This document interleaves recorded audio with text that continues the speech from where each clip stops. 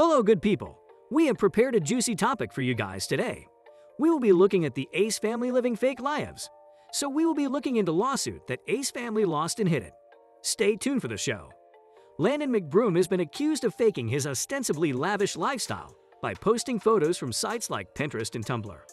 The YouTube star, Austin McBroom's brother, has come under fire in recent days after social media users noticed that some of the images on his Instagram account appear to be duplicates of other people's snaps.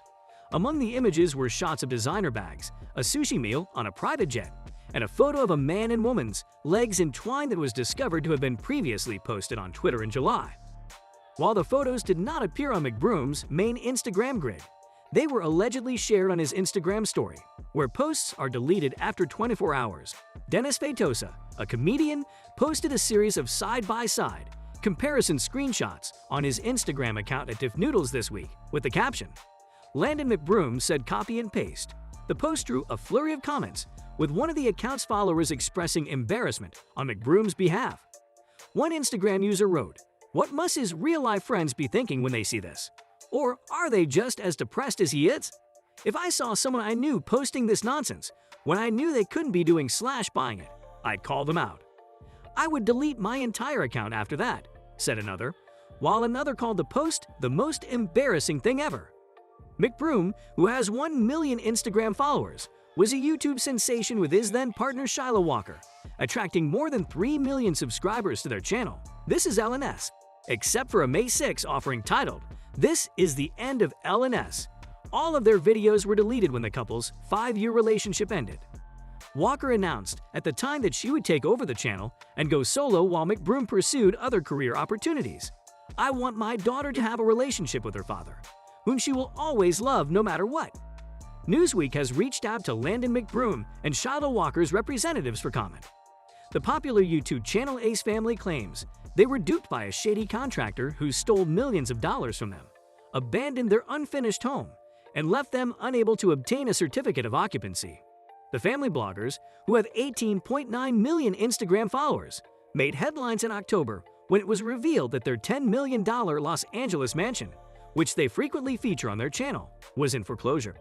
Catherine McBroom now claims to DailyMail.com that she and her husband, Austin, were victims of a dishonest contractor who used a forged license, stole their money, and fled before completing the construction of their home.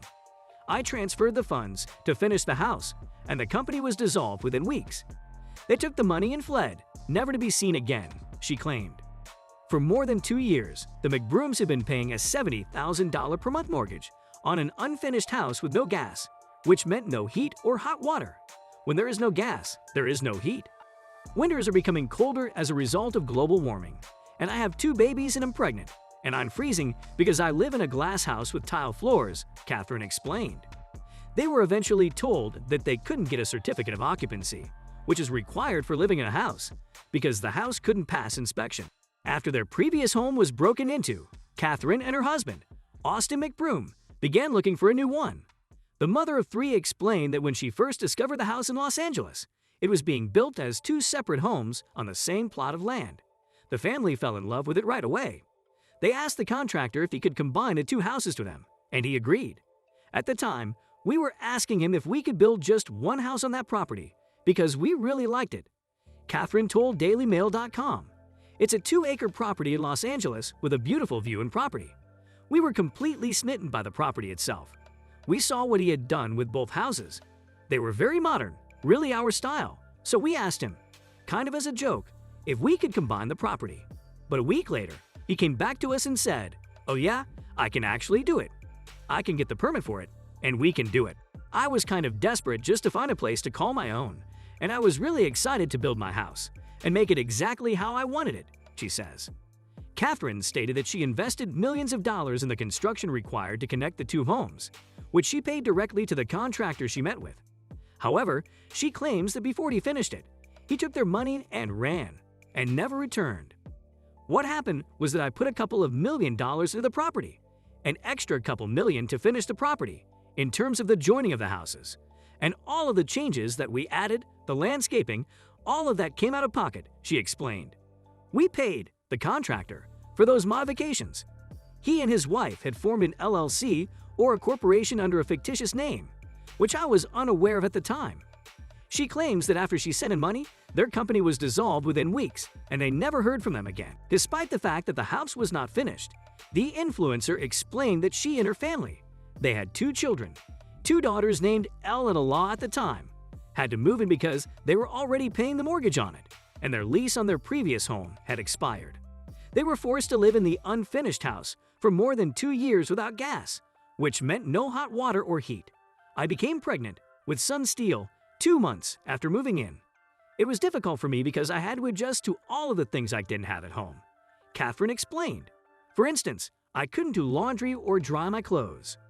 I had no choice but to hang everything or go to the laundromat. Keep in mind that I live in a $10 million home, and this is completely unacceptable. But because I've lived in every kind of scenario imaginable, I've become accustomed to things. I'd always been grateful to have a place to live. So, when all of this was going on, I just thought to myself, I'm going to see the positive in this. I never complained, and I was never upset about it. Except for our closest friends and family members, no one knew. When you're paying $70,000 a month on a mortgage, you'd expect the best, and I wasn't happy because I didn't have the best. Unfreezing in the house isn't built properly, which isn't fair or right. It was extremely difficult to deal with that for such an extended period of time. When they began investigating the contractor, they discovered he was not even a licensed contractor. I didn't realize it at the time, but he wasn't actually a licensed contractor. He was using someone else's license to make this happen, she claimed. They're real contractors who own the land, according to Catherine, came to our property while we were there, but they never introduced themselves as the actual owners and contractors of the company. To make a long story short, he took all of the money and never paid them back. They were duped as well, but in retrospect, they were very much a part of the whole scheme.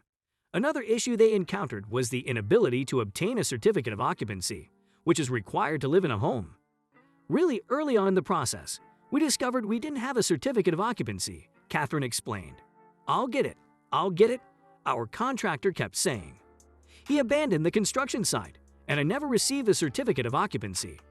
If you know anything about houses, you will know that you must have a certificate of occupancy in order to live in your home.